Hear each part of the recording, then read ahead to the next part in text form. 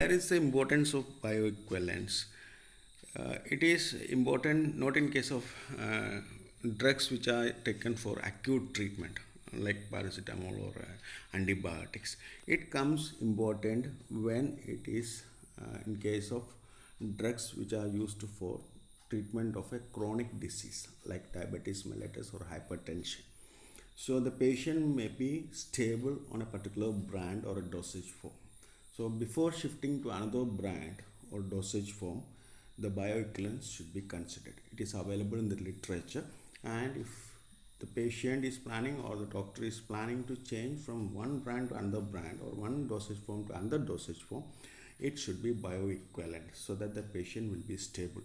If it is not bioequivalent, the second brand or another dosage form which is given to the patient may not be delivering the drug at the expected rate compared to the previous brand or previous dosage form. That may affect the stability of the patient. So consider now factors influencing bioavailability. So aqueous and lipid solubility. So drugs which are taken orally, it is a factor which will be affecting the bioavailability. The drug should be soluble in the gastric juice. If it has to be soluble in the gastric juice, it should be aqueous soluble. If it has to cross the biological membrane and reach the systemic circulation, it should show lipid solubility. So a favorable aqueous and lipid solubility will govern the absorption of the drug from the oral route of administration. Second, area and vascularity of the absorbing surface. If there is more surface area of absorption, the drug will be absorbed better, like in case of intraperitoneal route of administration. There is more surface area, so absorption is more. And vascularity, if you consider in case of sublingual or rectal, the vascularity of the blood vessels, the presence of blood vessels and the proximity and a thin mucous membrane will be improving the absorption of the drugs. So more vascularity and more surface area, more will be the absorption.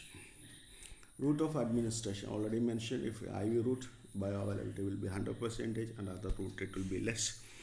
Age of the patient, because by age the liver functions will be less, so the degradation of the drugs in the liver or maybe in the GIT will be less, and bioavailability may increase in some cases.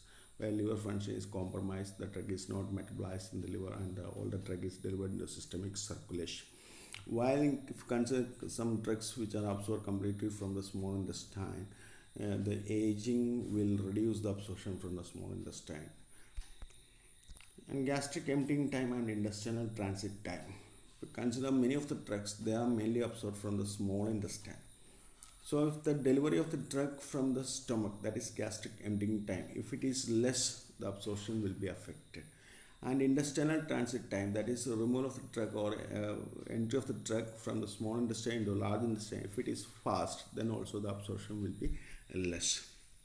Disease state like congestive cardiac failure. In such cases, the blood circulation or blood flow will be less, so the absorption of the drug will be also affected.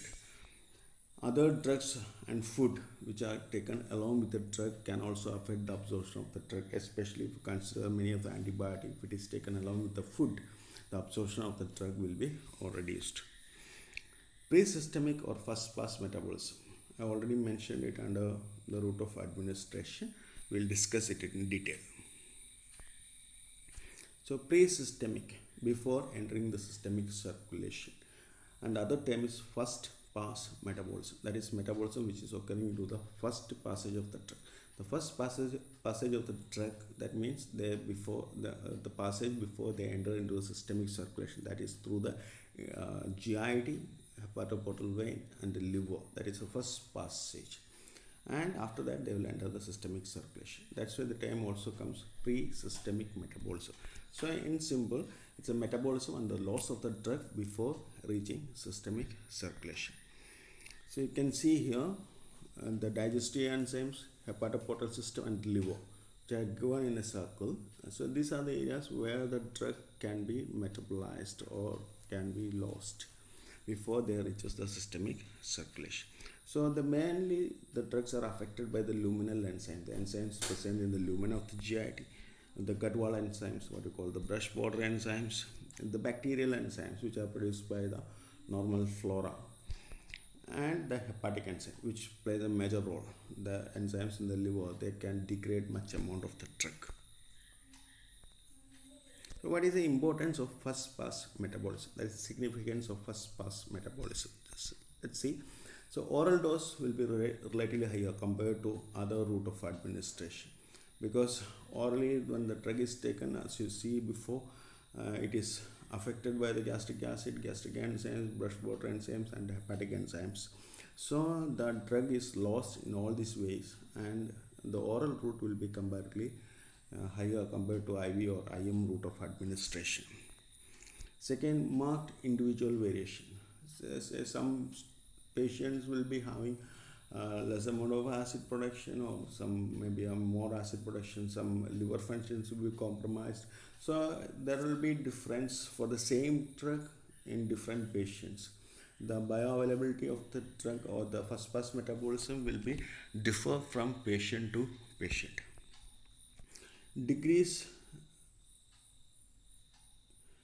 diseases may affect oral bioavailability. Already I mentioned in the marked individual variation, like congestive cardiac failure, celiac disease, or liver diseases will affect the will be influencing the first pass metabolism. So that will also show individual variations. It can be used for developing prodrugs. We already discussed what is a prodrug. Prodrug means the drug is in the inactive form. That is the inactive form of the active drug, which is activated by various enzymes, either enzyme or by chemicals in the body.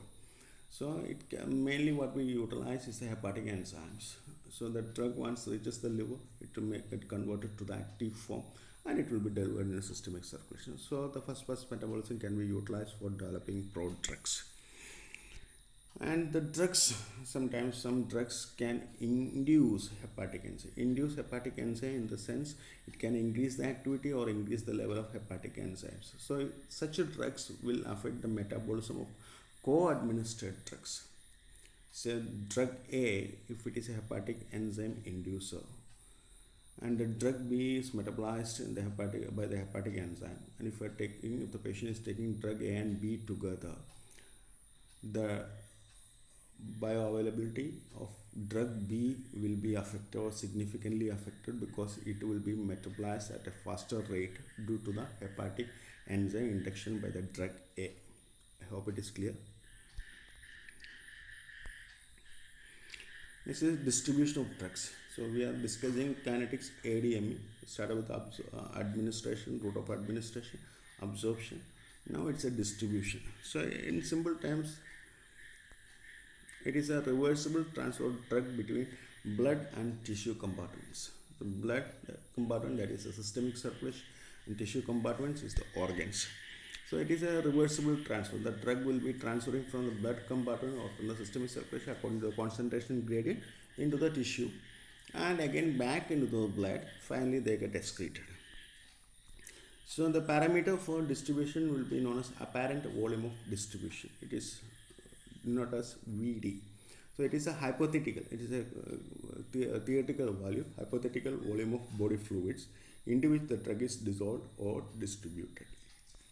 And it can be calculated as dose administered by IV route divided by plasma concentration. That is, any drug which is given by IV route to show 100% bioavailability, and if you measure the plasma concentration after half an hour, you can know how much amount of the drug is removed from the systemic circulation into the tissue compartment.